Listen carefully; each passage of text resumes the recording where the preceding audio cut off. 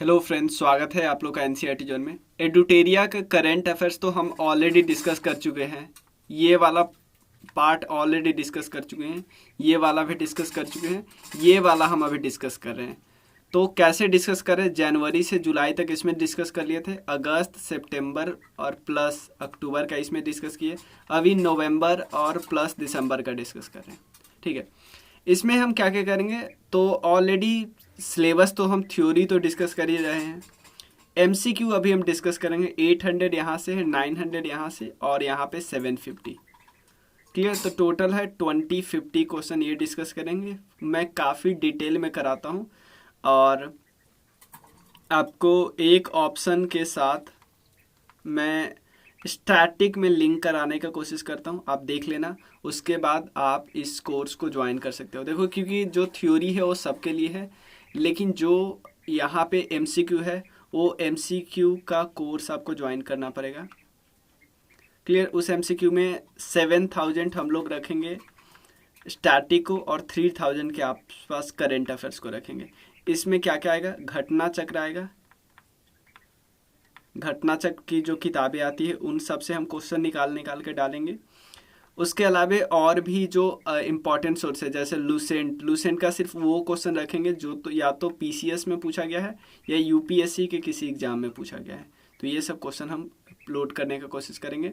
आपको अगर ये ज्वाइन करना है तो आप इस नंबर पे मैसेज करना। क्लियर? चलिए शुरू करते हैं। 10th नंबर क्वेश्चन है, क्योंकि मैं ऐसे ही खुद जब यूपी पीसीएस का एग्ज़ाम था उससे पहले ऐसे ही किया था, तो इसमें थोड़ा थोड़ा आ गया है।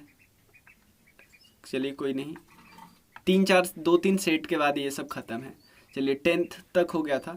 11th नंबर क्वेश्चन हम डिस्कस करते हैं।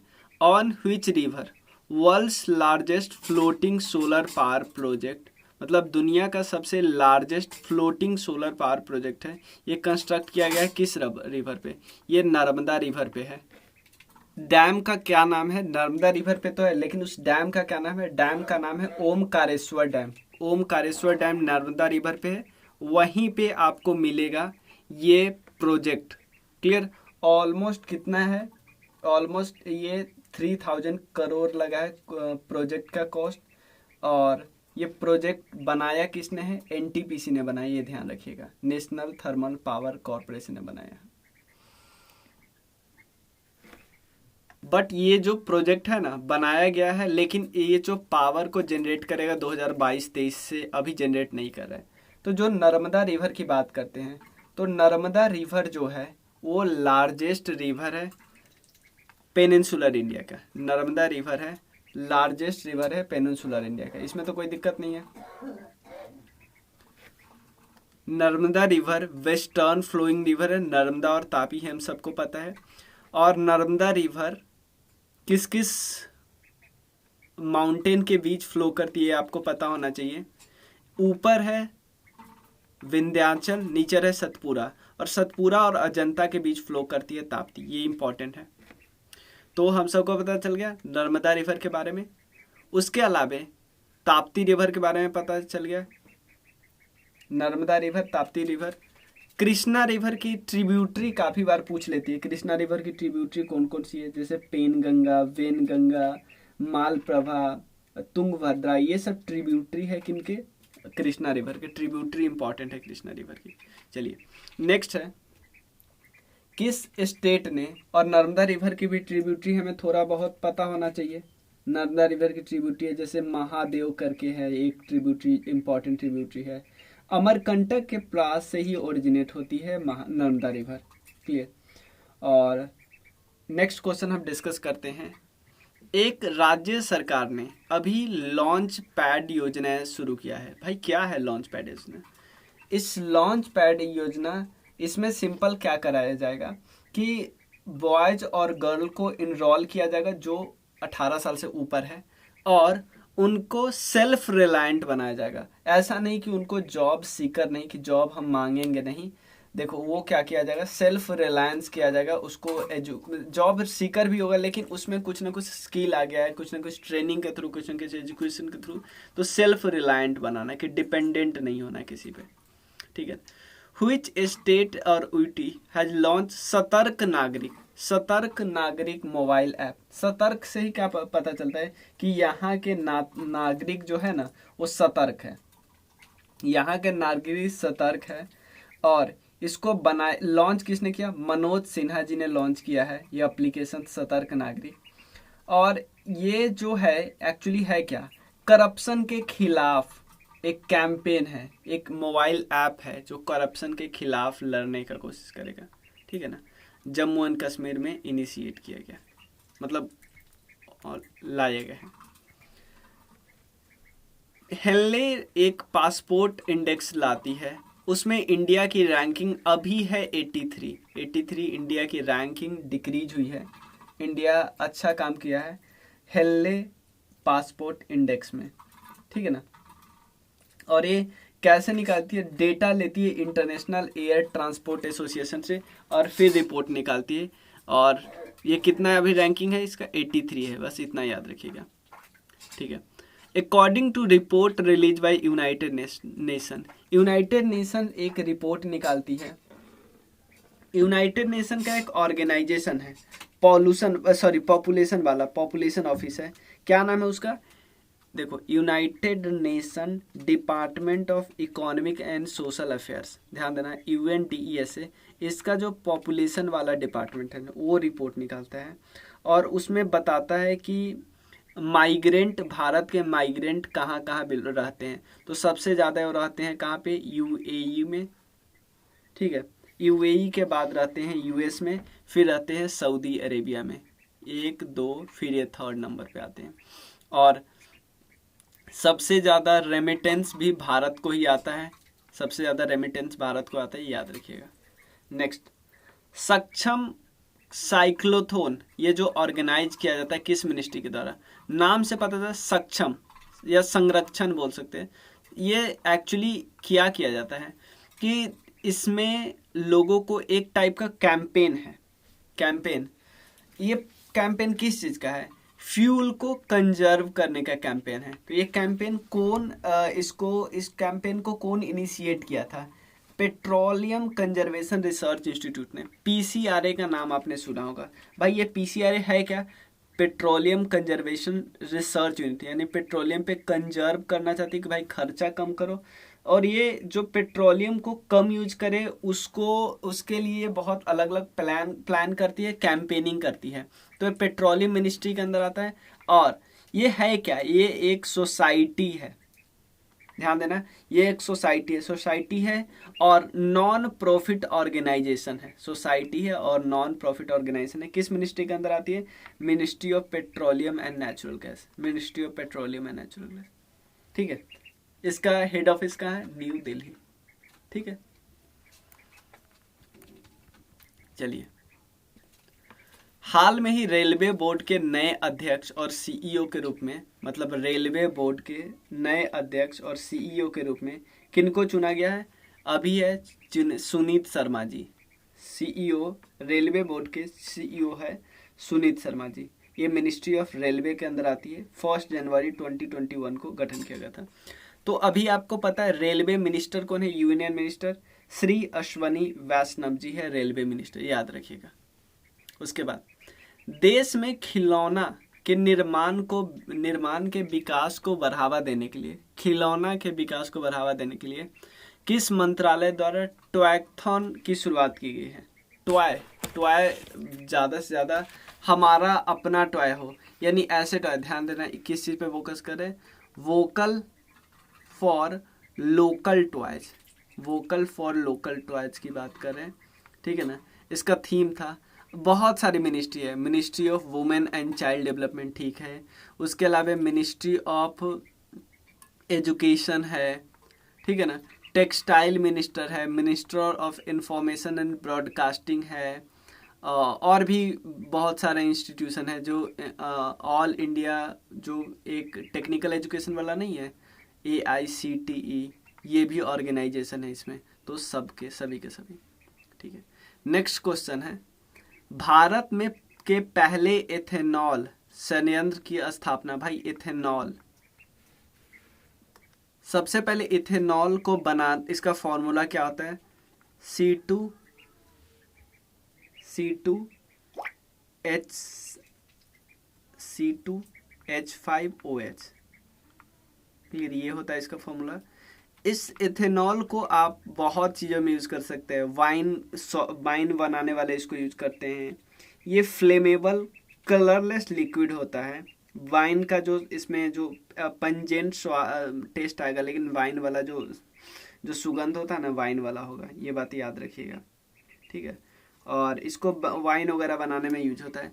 और मेन इसका यूज होता है पेट्रोल में मिक्स करने में, पेट्रोल और डीजल वगैरह में इसको मिक्स किया जाता है, जिससे थोड़ा सा ग्रीन टेस्ट आता है। मतलब कि देखो, जितना ज़्यादा आप इसको यूज करोगे, इथेनॉल को जितना ज़्यादा यूज करोगे पेट्रोल में, उतना होगा क्या कि ये ग्रीन बनता जाएगा। और पेट्रोल की जो हमारे देश में कमी है, इवन पूरे दुनिया में कमी है, तो इसके इंपोर्ट पे रोक लेगा और इवन हमारे इन्वायरमेंट को भी नुकसान कम होगा। तो जितना ज़्यादा एथेनॉल हम लोग क्या करेंगे, यूज करेंगे, इसमें मिक्स करेंगे, तो उतना ज़्यादा फ़ायदा होगा। तो यहाँ पे एथेनॉल के लिए एक प्लांट का एस्टैब्लिशमेंट किया गया है। वो कहाँ पे एस्टैब्लिश किया गया? छत्तीसगढ़ में। और भी मैं चीज़ें बताता हूँ। एथेनॉल का एक gasification plant, ethanol gasification plant Maharashtra में एस्टैब्लिश किया गया है। एथेनॉल के लिए पॉलिसी बनाने वाली पहली राज्य वो है बिहार। एक टारगेट भी रखा गया था। टारगेट क्या था कि पेट्रोल में 10% एथेनॉल मिलाया जाएगा 2022 तक, और 20% मिलाया जाएगा 2030 तक। बट इसमें और ज़्यादा कम मिलाया गया। कुछ समय पहले पीयूष गोयल साहब का इंटरव्यू था, उन्होंने तो 2023-24 बोल दिया था, क्लियर, इसका कि 20%, लेकिन थोड़ा सा टारगेट आपको पता होना चाहिए। चलिए नेक्स्ट क्वेश्चन है, हाल में ही तमिलनाडु का 48वां जिले के रूप में किसको उद्घाटन किया? तो जिला से कुछ चीज़ आपको याद है, मयिलादुथुराई, ये है जिला तमिलनाडु का। एक और जिला दो इम्पॉर्टेंट है, पंजाब में एक जिला बना था पलेर कोटला, और कर्नाटका में एक जिला बना था विजयनगर, ठीक है ना। हमें लगा कि यार विजयनगर बहुत पुराना जिला है, नहीं, नया बना है जिला।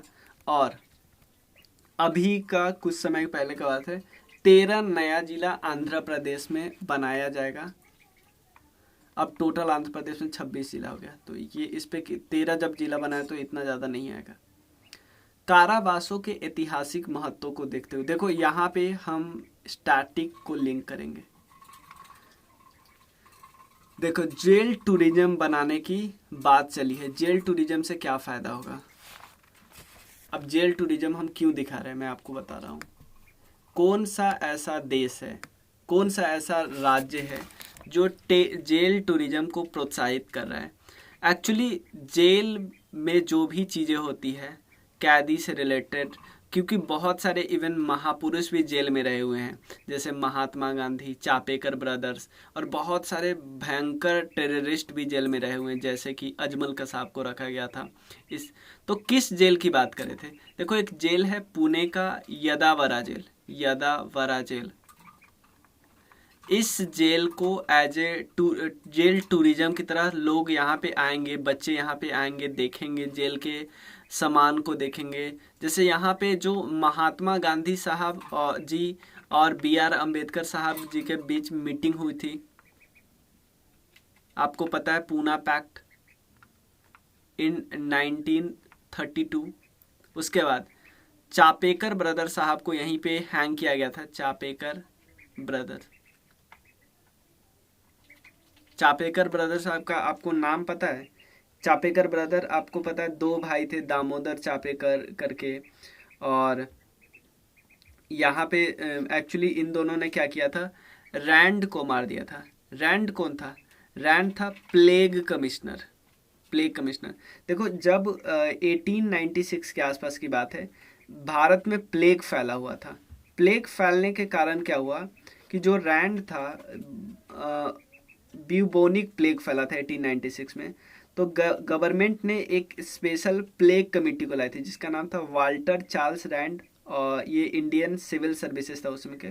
तो ये बहुत सारे ट्रूप्स को अपने साथ ले आया, और जिस तरह भी लॉकडाउन नहीं किया जा रहा है, सोशल डिस्टेंसिंग, वो सब जबरदस्ती करवा रहा था, लोगों के घर में घुस रहा था।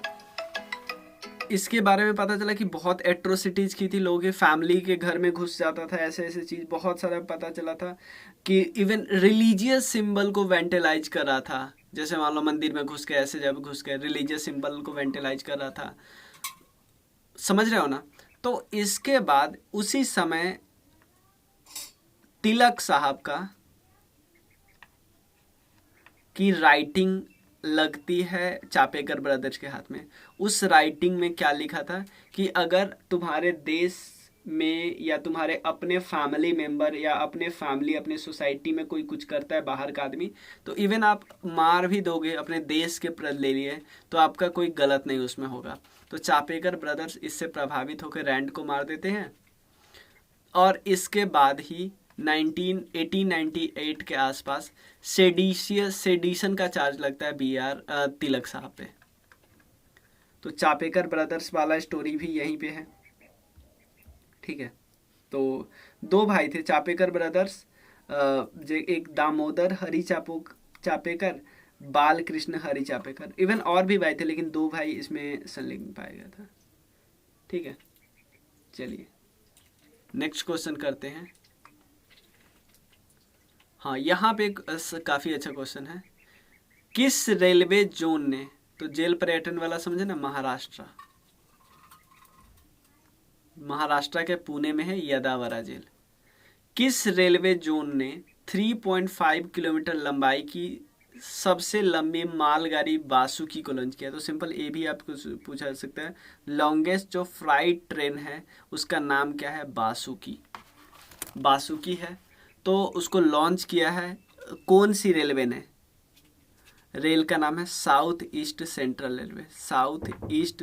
रेलवे। चलिए, तो लॉन्गेस्ट फ्राइट ट्रेन भी आपसे सिंपल पूछा जा सकता है कि, तो आप बोलोगे बासुकी। लेकिन रेलवे से ये काफ़ी इम्पोर्टेंट न्यूज चीज़ आपसे पूछा जा सकता है कि पहले हमने आपको बताया था पिछले करंट अफेयर्स में कि एक रेलवे का जो जोन था ना वो पूरा तरह इलेक्ट्रीफाइड हो गया था, लेकिन अब 3 जोन ऐसा हो गया जो इलेक्ट्रीफाइड हो गया बिल्कुल। कौन कौन सा रेलवे का जोन है? पहला रेलवे का जोन है West Central Railway, second East Coast Railway, third Kolkata metro वाला। तो आप लोग को कमेंट सेक्शन में इन तीनों का हेडक्वार्टर बताना है, क्योंकि ऐसे ही तो स्टार्टिंग क्वेश्चन से आपको करंट अफेयर्स में एग्जाम में आएगा, बस इसका आपको हेडक्वार्टर पूछ लेगा। तो आप बोलोगे यार ऐसे कैसे पूछ सकता है इतना फैक्चुअल चीज़, लेकिन समझ लो ना कि करंट अफेयर से आया था इसीलिए पूछा। कौन कौन है? West Central Railway, East Coast Railway, Kolkata metro वाला, और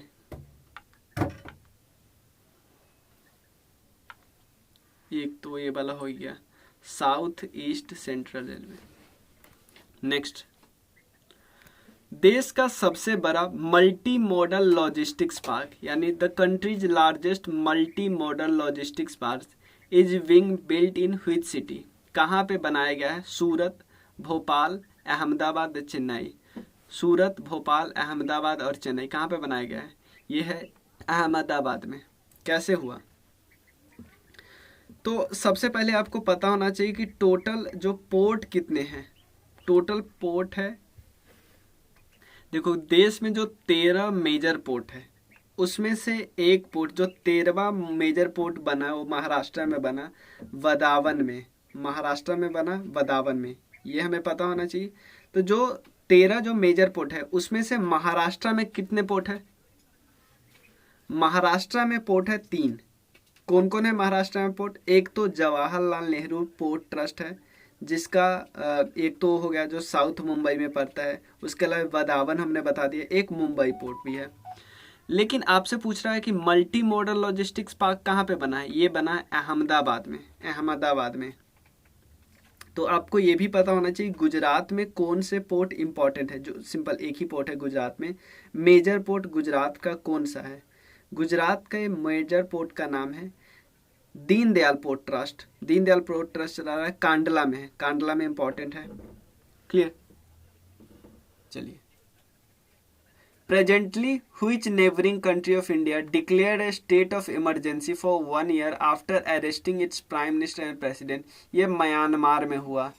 क्लियर, म्यांमार में हुआ, ये बात आपको ध्यान रखना चाहिए।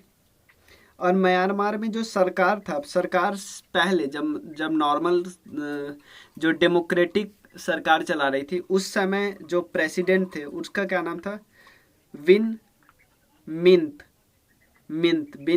और स्टेट काउंसलर जो सबसे ज़्यादा इम्पोर्टेंट पोस्ट रखती थी, उनका क्या नाम है? ऑन सैन शू की। लेकिन अब जो डिक्टेटर है, डिक्टेटर का क्या नाम है? कमांडर इन चीफ है, वो अपने आप को डिक्टेटर बनाता है, का नाम है मिन अन ह्लांग। क्लियर, ये हो गया। नेक्स्ट क्वेश्चन है योवेरी मुसेवेनी किस देश के राष्ट्रपति बने हैं? ये युगांडा के बने हैं, डिक्टेटर टाइप है, युगांडा के बने, ये बात याद रखिए। हाल में ही मुस्तफ़ा खान जी का निधन हो गया, वो किससे संबंध रखते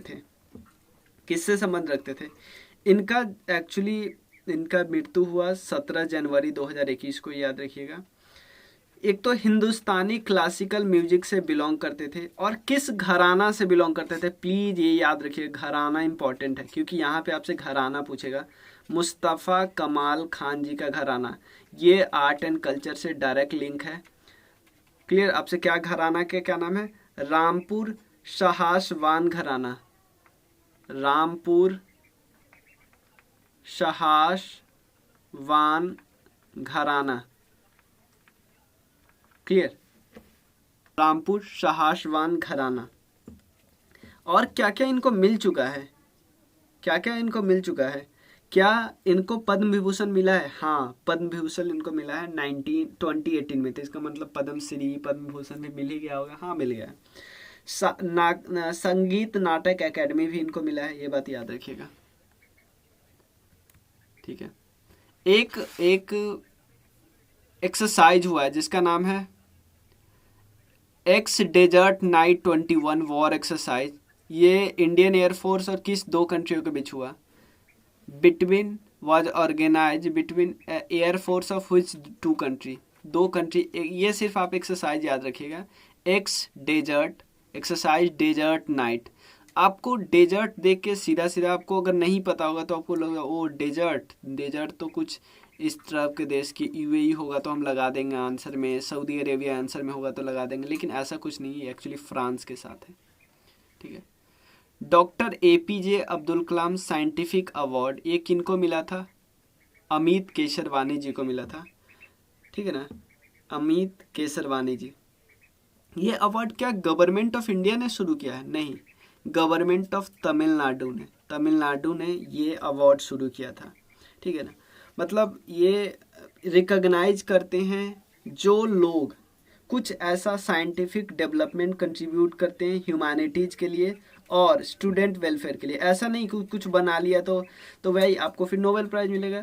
डॉक्टर एपीजे अब्दुल कलाम का साइंटिफिक अवार्ड आपको तभी मिलेगा जब आप कुछ ह्यूमैनिटी के लिए, कुछ चिल्ड्रन के लिए कंट्रीब्यूट कर रहे हो। ठीक है ना, तो ये जो पंतनगर विश्वविद्यालय के विज्ञान के सहायक प्रधानाध्यापक थे अमित केसरवानी, उनको मिला, ये बात याद रखिए। नेक्स्ट क्वेश्चन है पॉलीथीन को फ्री बनाने के लिए किस म्युनिसिपल कॉरपोरेशन ने स्टार्ट किया है? थैला बैंक। ये किया है लखनऊ ने। ठीक है ना, लखनऊ ने। Ghaziabad second most polluted city बना है। ग्रीन बॉन्ड भी इसी ने जारी किया था, ये भी याद रखिएगा। सेकेंड मोस्ट पॉल्यूटेड सिटी है, ये बात याद रखिएगा। चाइना का जो हटॉन करके है वो है सबसे मोस्ट पॉपुलेटेड। ठीक है, मोस्ट पॉपुलेटेड नहीं। Home minister Amit Shah ji introduce किए हैं single window clearance system for which sector? किस सेक्टर के लिए इन्होंने सिंगल विंडो क्लियरेंस किया? कोल माइन सेक्टर के लिए। ये अब एक्चुअली मिनिस्ट्री ऑफ कोऑपरेटिव्स के भी यूनियन मिनिस्टर है। आपको बताना मिनिस्ट्री ऑफ कोऑपरेटिव्स कौन से नंबर के मिनिस्ट्री है। और मिनिस्ट्री ऑफ कोऑपरेटिव्स आपको पता है 97 कॉन्स्टिट्यूशनल अमेंडमेंट एक्ट के थ्रू आया था 2011 में। आपको पता है 43B में क्या है? आर्टिकल 43B में क्या है? क्या आप लोगों को ये थोड़ा सा पता है? ये डीपीएसपी का पार्ट है। डीपीएसपी में कौन से प्रिंसिपल का पास है, क्या ये गांधीयन है या लिबरल वाला डेमोक्रेट है या सोशलिस्ट है? भाई ये गांधीयन है। गांधीयन का मतलब क्या है, ये कोऑपरेटिव से रिलेटेड बात करता है कि state shall endeavour to promote, state promote करता है कि वॉलंटरी फॉर्मेशन कर सकते हो, ऑटोनोमस फंक्शनिंग कर सकते हो, डेमोक्रेटिक कंट्रोल कर सकते हो, किनका, कोऑपरेटिव सोसाइटी का। तो 43A आपको पता है, हाँ 43A रिलेटेड है कि वर्कर का पार्टिसिपेशन होना चाहिए इन मैनेजमेंट, ठीक है ना। तो कोयला खानों के लिए क्लियर, कोई दिक्कत नहीं। तो 20 क्वेश्चन हमने इसमें किया है। अगली बार से हम 25 क्वेश्चन करेंगे। 20 इसलिए किया कि नेक्स्ट वीडियो में फिर 20 हम लोग कर लेंगे। क्लियर, तो चलिए मिलते हैं नेक्स्ट वीडियो में और आगे का हम लोग क्वेश्चन करेंगे। अगर आपको ये हमारा कोर्स ज्वाइन करना है जो बीपीएससी सीडीपीओ के लिए है, देखो जो इसमें एमसीक्यू का जो कोर्स है ना, उसको भी हम अलग भी आपको दे सकते हैं अगर आप चाहो तो। एमसीक्यू में क्या हम दे रहे हैं, 6 to 7,000 हम लोग एमसीक्यू दे रहे हैं, जिसमें हम लोग सिर्फ वही क्वेश्चन होगा जो किसी न किसी पीसीएस में या यूपीएससी के किसी न किसी एग्जाम में आया हुआ है, और साथ में साथ हम लोग 3,000 करेंट अफेयर का क्वेश्चन देंगे। क्लियर, चलिए, और आप इस नंबर पे मैसेज कर लिए अगर आपको इस ज्वाइन करना हो, 485। चलिए, थैंक यू सो मच।